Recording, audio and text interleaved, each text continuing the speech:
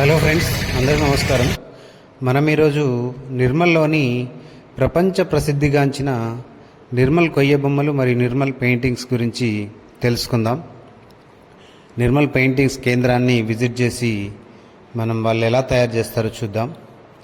ఇది నిర్మల్లోని జూనియర్ కాలేజ్కు పక్కనే ఉంటుంది, గవర్నమెంట్ జూనియర్ కాలేజ్ పక్కనే. ఇదే మీరు చూస్తున్నది కొయ్య బొమ్మల పారిశ్రామిక సహకార కేంద్రం. లోపలికి వెళ్ళి మనం ఇప్పుడు విజిట్ చేద్దాం. వీళ్ళు ఒక సహకార సంఘంగా ఏర్పడి, ఒక కోఆపరేటివ్ సొసైటీగా ఏర్పడి కంటిన్యూ చేస్తున్నారు.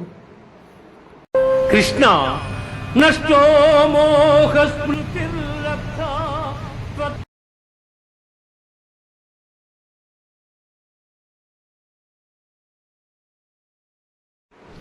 చూడండి, ఇవన్నీ కలపతో తయారు చేసిన బొమ్మలు మరియు పెయింటింగ్స్. ఇవన్నీ న్యాచురల్ కలర్స్తో తయారు చేసినవి. ఇవన్నీ న్యాచురల్గా సహజమైన రంగులతో తయారు చేసిన పెయింటింగ్స్ ఇవి. దీనికి పొనికి కర్ర అనే దాన్ని కర్రను వినియోగించి వీటిని తయారు చేస్తారు. ఆ కర్ర స్పెషాలిటీ ఏంటంటే అది చాలా లైట్ వెయిట్గా ఉంటుంది, వెయిట్ చాలా తక్కువ ఉంటుంది. మిగతా కర్రలతో పోలిస్తే ఇది చాలా తక్కువ వెయిట్. ఈ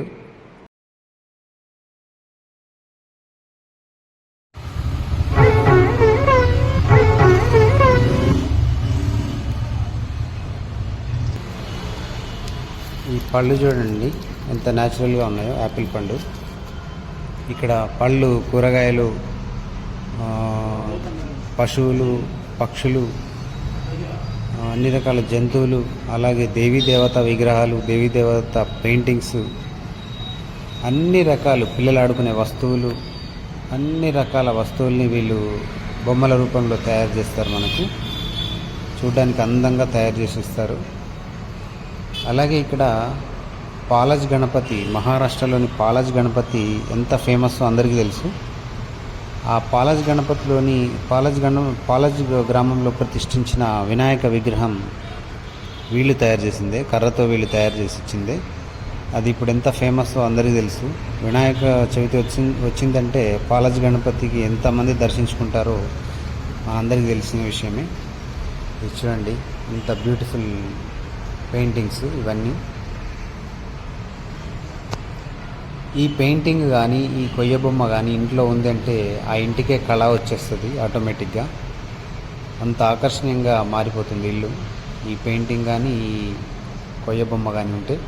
అందుకే దీన్ని గిఫ్ట్గా పెళ్ళిళ్ళలో కానీ, శుభకార్యాలకు కానీ ఈ కొయ్య బొమ్మలు కానీ లేదా ఈ పెయింటింగ్స్ కానీ గిఫ్ట్గా ఇస్తూ ఉంటారు, చాలా ఖరీదైనదిగా భావించి. అంటే దాని వాల్యూ అలా ఉంటుంది, వాల్యూ వచ్చేస్తుంది ఆటోమేటిక్గా అక్కడ. వీళ్ళు రా మెటీరియల్గా వాడే కర్రను ఇచ్చోడ మరియు ఆదిలాబాద్ లేదా కెరమెరి అడవుల నుండి, పెద్ద పెద్ద అడవుల నుండి తీసుకొచ్చి తయారు చేస్తారంట వీళ్ళు. ఇవి చూడండి ఎంత న్యాచురల్గా కనిపిస్తున్నాయో ఈ కొయ్య బొమ్మలన్నీ. చూడండి,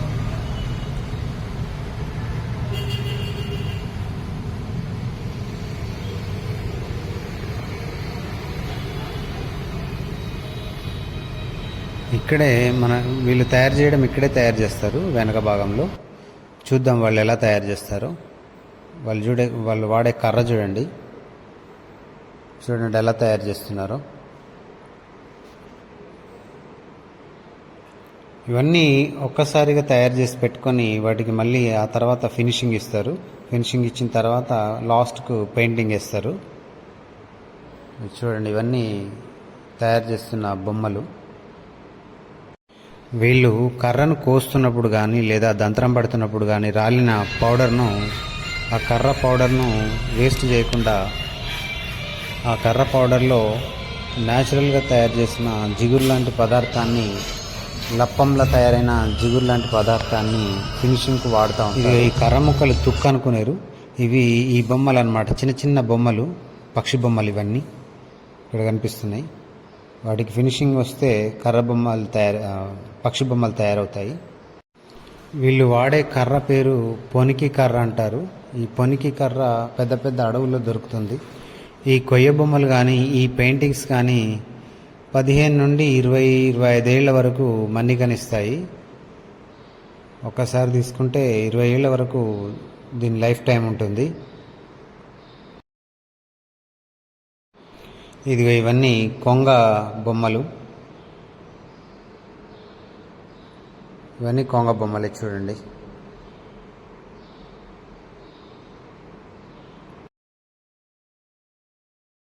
ఎన్ని సంవత్సరాలు అవుతుంది అందాదా ఇది నడవట్టి స్టార్ట్ అయ్యిట? 70 ఏళ్ళుగా 70 ఏళ్ళుగా నడుస్తుంది. చాలు మీ తాతలలో? అచ్చా అచ్చా.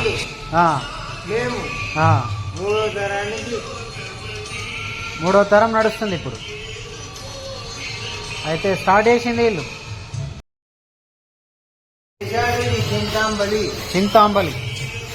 అయితే వీళ్ళు చింతగింజలను దంచి పౌడర్ చేసి రాత్రి నీళ్ళలో నానబెట్టి ప్రొద్దున ఉడికిస్తారంట. ఉడికిస్తే వీళ్ళ లప్పంలా తయారవుతుందంట. ఇది న్యాచురల్గా దీన్ని లప్పంలా వాడుకుంటారు వీళ్ళు ఫినిషింగ్కు.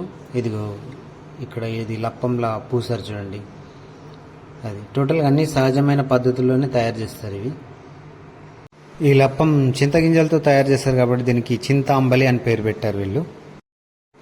చూడండి ఎక్కడెక్కడైతే ఆ చింతాంబలి అవసరం పడుతుందో అదే ఆ లప్పం అక్కడక్కడ ఫినిషింగ్ ఇస్తారు చూడండి.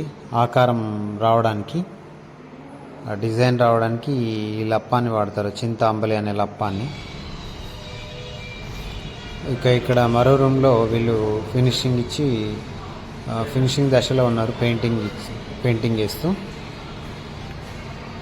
అయితే వీళ్ళు ఎవరిది వాళ్ళే తయారు చేసుకుంటారంట. టోటల్ రెస్పాన్సిబిలిటీ ఎవరిది వాళ్ళకి. కనబడుతున్నాయి ఇవి చూడండి, ఫిరంగులు ఇంత అద్భుతంగా తయారు చేశారు. చూడడానికి న్యాచురల్గా ఉన్నాయి బొమ్మలు. ఇది కట్టే అనే విషయమే మర్చిపోతుంది దీన్ని చూస్తే, అంత షైనింగ్ వచ్చేసింది.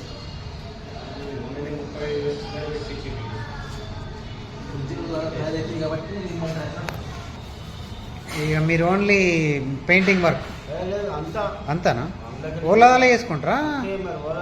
పెయింటింగ్ కూడా ఓలాదాలే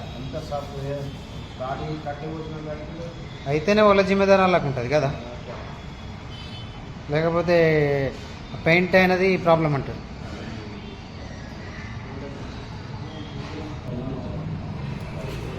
ఇదిగో వీళ్ళు సహజమైన పద్ధతిలో తయారు చేసుకున్న ఇది జిగురు అంట. ఈ జిగురు ఆ పెయింట్లో కలిపి పెయింట్ వేస్తారంట. దానివల్ల అది గట్టిగా అతుక్కుంటుందంట.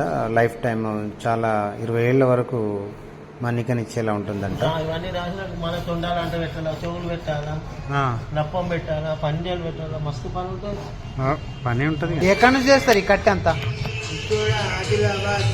దొరుకుతుందా? అయితే 70 ఏళ్ల క్రితం ముగ్గురుతో స్టార్ట్ అయిన ఈ ప్రస్తుతం 20 మందితో కంటిన్యూ అవుతుంది.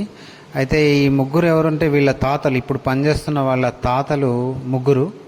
అయితే ఇప్పుడు వీళ్ళ కొడుకులు కంటిన్యూ చేస్తారు. ఆ తర్వాత వీళ్ళు మనమలు కూడా దీన్ని కంటిన్యూ చేస్తున్నారు. ప్రస్తుతం 20 మందితో ఈ సొసైటీ నడుస్తోంది.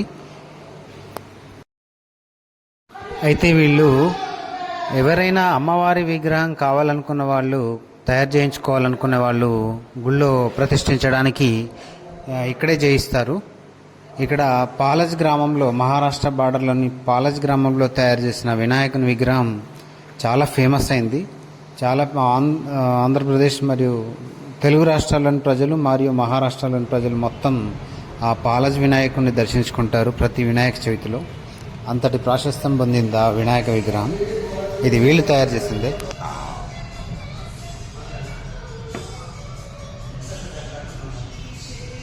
ఇది ఇక్కడ మీరు చూస్తున్నది junior college ground, government junior college ground. ఇది ఎన్టీఆర్ మినీ స్టేడియం అంటారు. చూస్తారు కదా ఫ్రెండ్స్, నిర్మల్లోని కొయ్య బొమ్మలు మరియు పెయింటింగ్స్. మరిన్ని మంచి వీడియోల కోసం మా ఛానల్ని సబ్స్క్రైబ్ చేయండి. అలాగే గంట సింబల్ని ప్రెస్ చేయండి.